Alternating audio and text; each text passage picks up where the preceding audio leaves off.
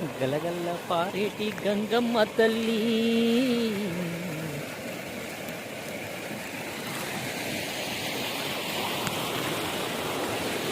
Hi అన్న, మా ఊర్లో గోదావరి జలాలు గలగల గలగల పారుతున్నాయి. గలగల్ల పారేటి గంగమ్మ తల్లి గోదావరి జలాలతోటి పంట పొలాలు పండిస్తున్నాము. షాపులు కూడా ఎగురుతున్నాయి ఫ్రెండ్స్.